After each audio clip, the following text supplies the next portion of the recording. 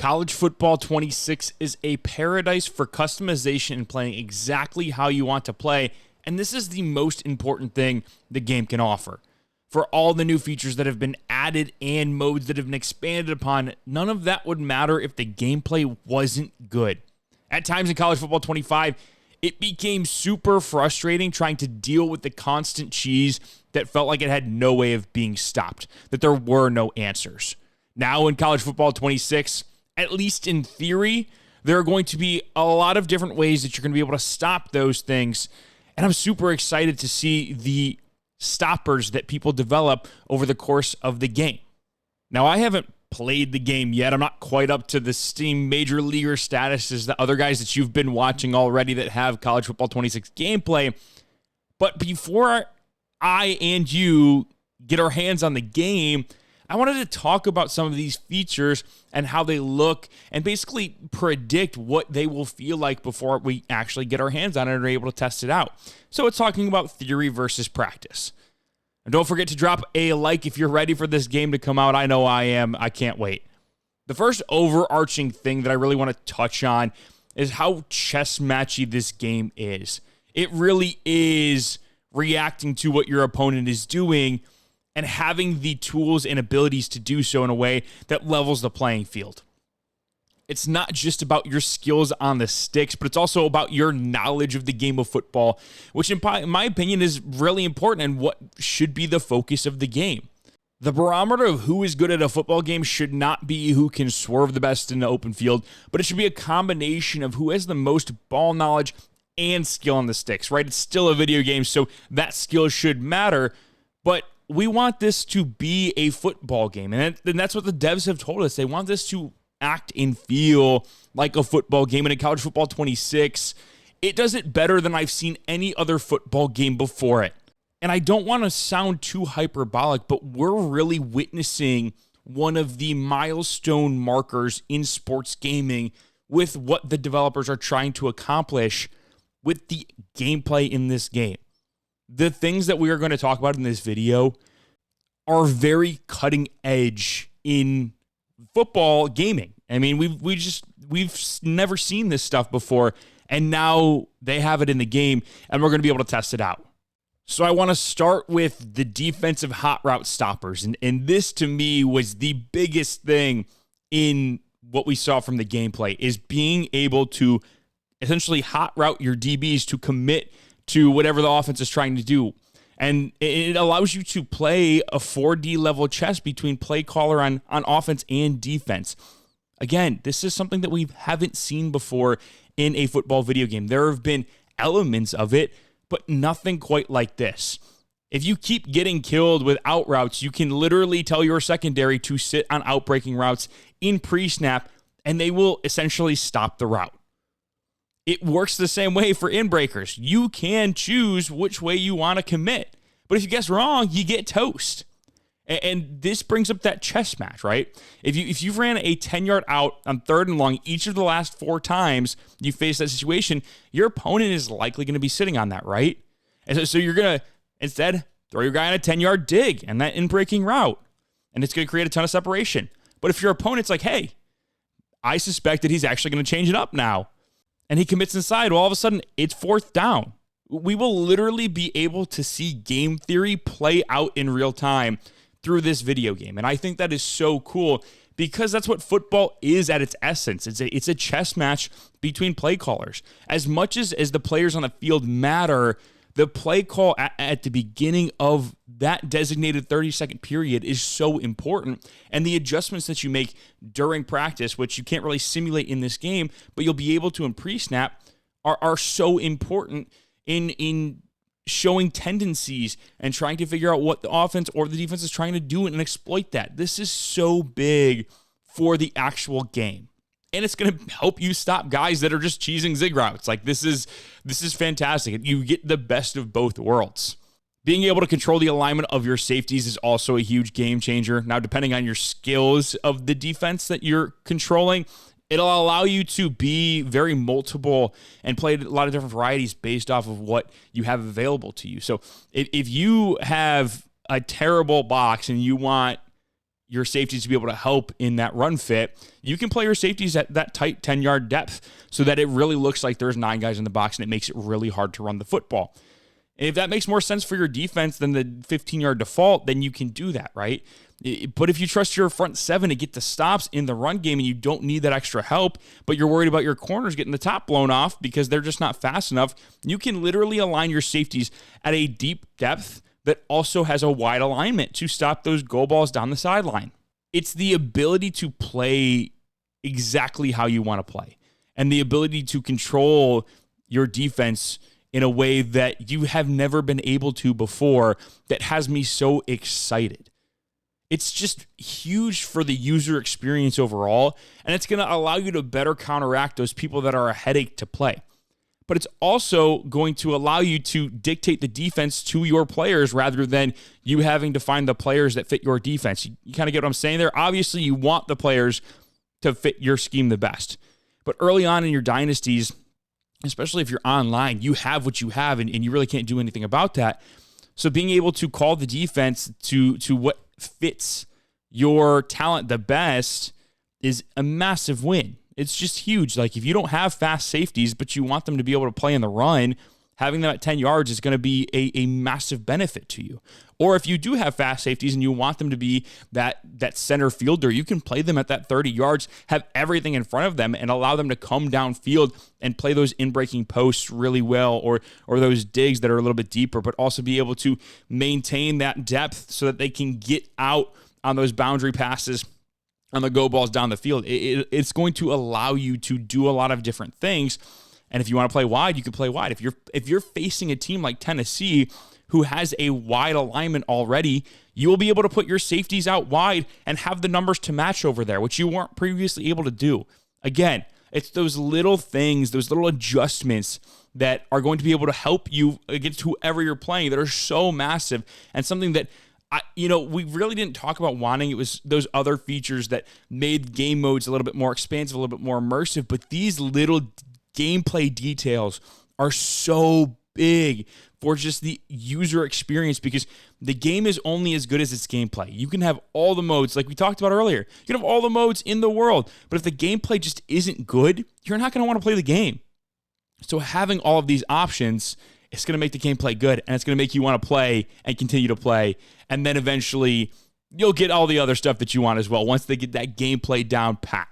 And the thing that I love, I think, the second most outside of being able to, commit against routes, is as a DC, you can truly play the defense that you want to play. If you want to generate with 4, if you want to generate your pass rush with 4 guys, you can. If you want to run sim pressures, absolutely. If you want to run cover 0 and not just run solely cover 0 like you did in College Football 25, that's there too. The ability to run stunts in 4-man pressures is just huge, because it felt like in College Football 25, you were really reliant on your coverage sacks. Like, there weren't any quick wins with your defense unless they had quick jump and were able to win off the line immediately, right? It felt like that rushing with 4 was nearly impossible to get to the quarterback. So you had to bring, 5 or 6 and 0 when you didn't really want to in order to get those negative plays. Well, in College Football 26, being able to stunt is going to give you that quick pressure that you're looking for while only rushing 4 guys. And it's such a big thing on Saturdays in football, like in the actual games, that I was surprised it hadn't been implemented before this in Madden. Because, you had your set plays that had them in there, but you were never able to implement it on your own. Say you're just running a base cover 3 and you want to have some sort of Texas up front. Now you can. And that is so cool, because it's going to allow you to get pressure with 4, even though your guys may not be the best at pass rushing, because that is how it works in actual college football. If your pass rush isn't great, you're going to do every little thing that you can to gain an advantage. And if that means looping guys around the outside to get a free rusher possibly because you're confusing the offensive line, then you should be able to do that in the game. Now that you can, it's huge. All of the stunts that you can imagine are in this game, and they have all the correct terminology, which for a football fan like me, just a fan of the game, is a little detail that just makes me smile. It feels so football. It brings a tear to my eye. It's just like, it's perfection, really. And that's kind of how I feel, looking at all the formations and whatnot. It just feels like I'm an actual offensive play caller or a defensive play caller. And I'm relaying this stuff down to the field on the, to my green dot. So it's just so cool to be able to do all that. Just, it allows you to control your defense better than, and I feel like I'm a broken record by saying this, but it really truly allows you to control your defense better than you ever have been. And it forces the offense to cater to the way that you play defense. Because it always has felt like in football games that the offense dictated how you played on defense. And while that's still the case, like there is still that, like you're not going to play a defense that is going to put you at a disadvantage against the offense. If you run a defense that is big on generating pressure with stunts, you are going to force the offense to either block a sixth man or spend a lot of time pre-snap figuring out where guys are going to be blocking and sliding protection to either way. That is going to take time away from them being able to call hot routes or make other adjustments to audibles. So it really is just helping you dictate the way the game is being played. I guess the best way to say it is playing the game on your terms rather than playing the game on the offense's terms. It's another little variable that you put into the fold so that you can have a little bit more control over what you can do on defense and dictating the game that way rather than just being so bent on what the offense is doing. And then to counteract that, you as an offensive play caller will now have the ability to tell your offensive line to ignore certain guys, which is huge because in college football 25, there were issues with your offensive lineman trying to block somebody that you very clearly knew before the play wasn't going to come on a blitz. Now you have the ability to tell your offensive line, the AI, to not even worry about that player so that they actually block the way they should be blocking during the play. And this is something that you see on Saturdays. The center is calling out who's coming on a blitz, where they're blocking. Now you can basically tell your offensive line, hey, when they show up in this double mug look, that left linebacker in the left A gap is not coming. Do not worry about him. That way, when they hit their pass sets, they're focused on the five guys that actually are rushing the passer. And so it's going to be able to help you counteract those sim pressures that we've seen in those cover zero looks. But if you guess wrong, just like in your route commits on the defensive side of the ball, then you're gonna have a free rusher, or you're at least gonna have some initial pressure that you wouldn't have otherwise had. Again, it's that chess match, right? And I keep talking about it, keep harping on it because of how important that is to the feel of the game. Because in the past, and this is not a knock because I've loved the college football games, but they've felt super repetitive and they get boring and stale after a while. And my hope is with these new features and new inclusions in the game, especially player versus player, you will have so much more to be engaged with during the play that it feels like you're almost playing a different game every single time you boot one up. And that's the big thing that we're looking for, is that replayability where it doesn't feel like we've played the same game 8 times in a row because there's just not much control we have over it. As an all-encompassing thing, I feel like this is fantastic for the game, and all of the additions that they've made are going to be huge for the overall health of the game and the player base. And with these additions, the ones we've talked about already, it is going to force you to grow your football knowledge. You will not be able to succeed in the way that you may have in the past if you don't have a base level of football knowledge that you should have. I mean, when John Madden initially made the Madden series, it was to teach young people who were playing video games about the game of football and create a pathway for those people to become fans of the NFL and fans of football in general. That's what it feels like the devs are trying to do here by having formations being named actual formations and having all of these, play varieties that are actual plays and having all of the terminology be real football terminology and all of the mechanics working in the same way that it would on an actual football field. They're trying to develop football fans, which is going to enhance the lifeblood of the sport of football. It's going to increase the fan base of college football. And of course, it's going to help them sell more video games, which is what they want, but, selfishly. But also selfishly on my end, this is awesome for the health of the game of football, because it really feels like the discourse now is so superficial. And if just 10% more of the football population had even 15% more of that football knowledge, we would be in so much of a better spot as a fan base in general, and the discourse would be so much better.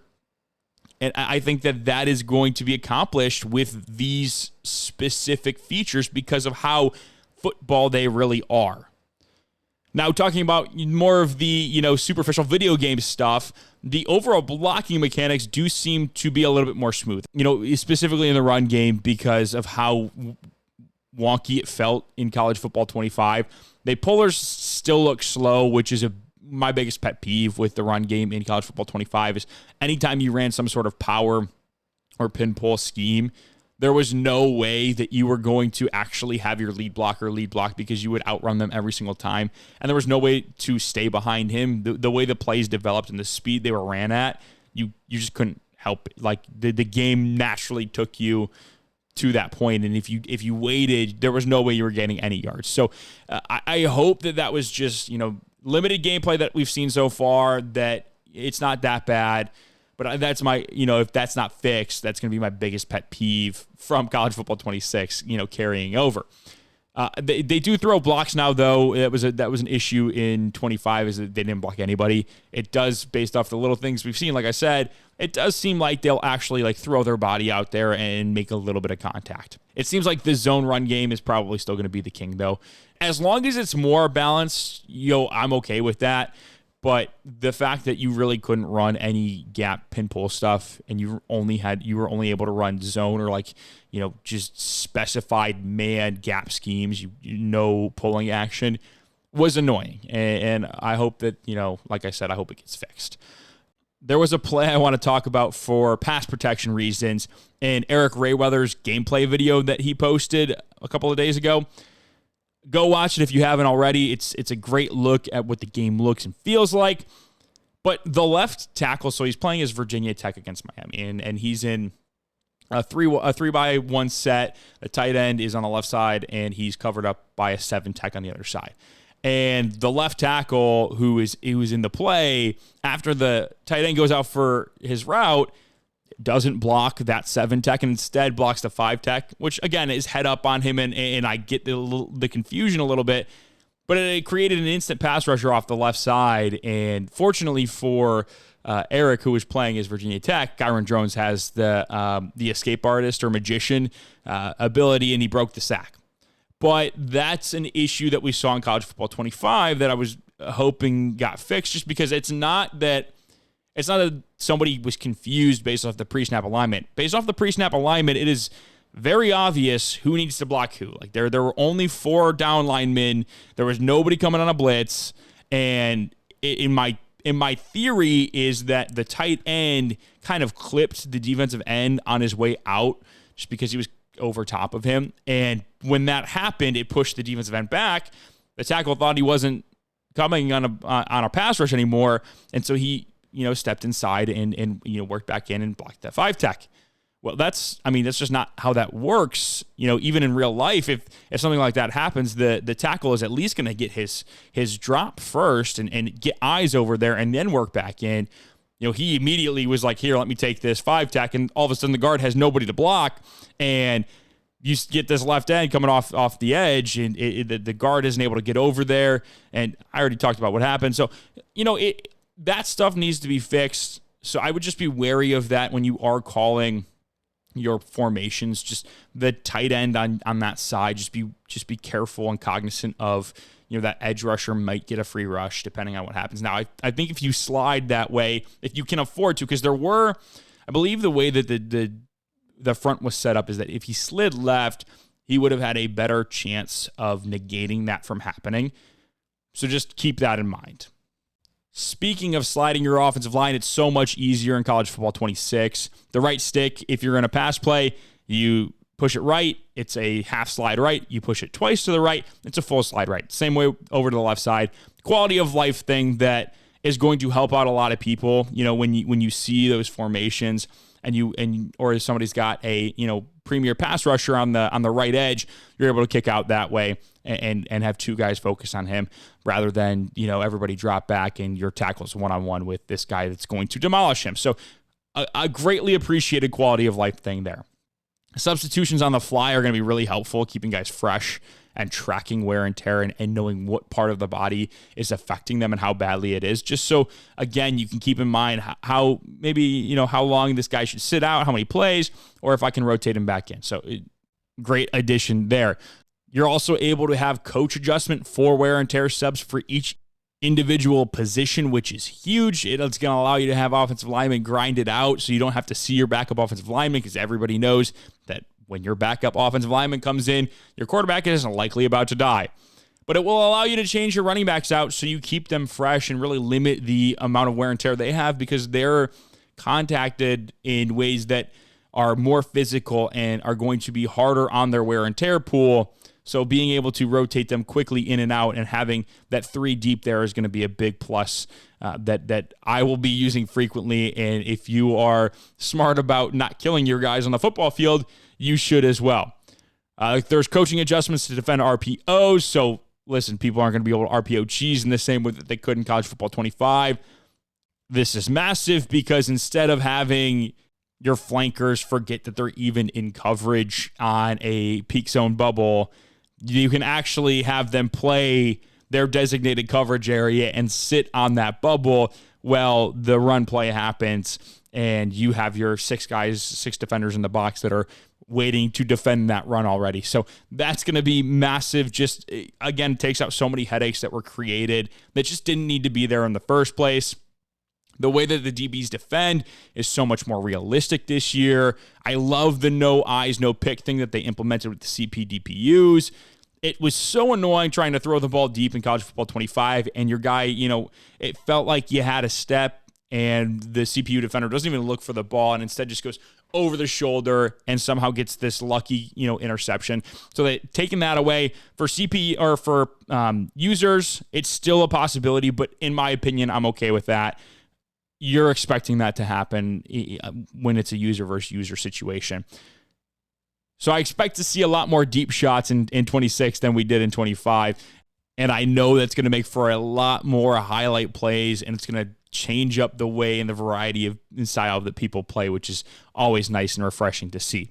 Custom stems on zones is another nice addition that I probably should have included earlier in the episode, because it's super nice to have the ability to control the depth of your singular zone rather than the entirety of the defense. Because if you've been getting killed in that intermediate, over the middle because your linebackers just aren't dropping enough, but you can't really change the way that they specifically drop on a given play. You can have them hit that, that hash zone that's been killing you all day.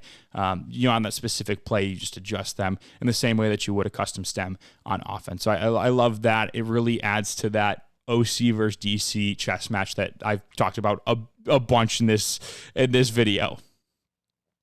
More control is always a great thing. That's my stance on it. Just let me know in the comments what feature you're most excited about. I think for me, it really is the ability to commit on defense to a route.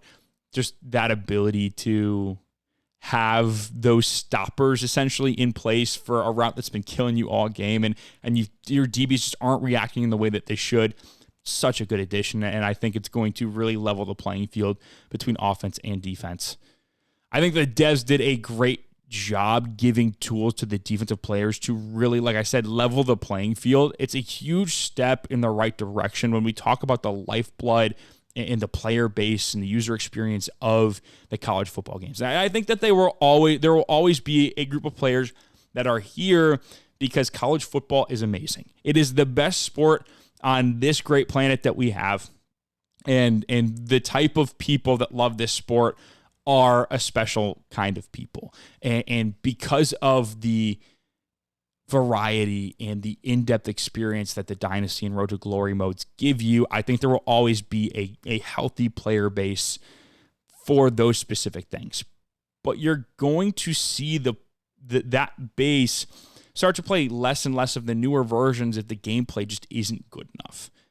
But I think with this iteration of the game, at least in theory, we are in a really good place, and we're going in a great direction that's going to continue to expand the base and the health of this amazing community that we have here, and even take it a step further to grow the just special college football community that is across this country. There's really nothing like it anywhere else in the world, and we have something special here, and the way that EA is capturing that and able to extend the longevity of it, I think is the most important thing here, and I think they're doing a good job of it so far. That customizability is going to be huge.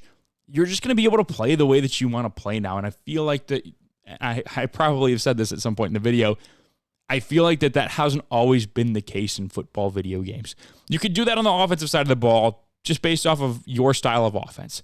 But on defense, it always felt like you were confined to just the formation that you ran, and you couldn't vary that up within the formation. And if you were running a 3-3-5, you were running a 3-3-5, and it was the same as everybody else's 3-3-5. That's not the case anymore, and I think that is just so big for the game.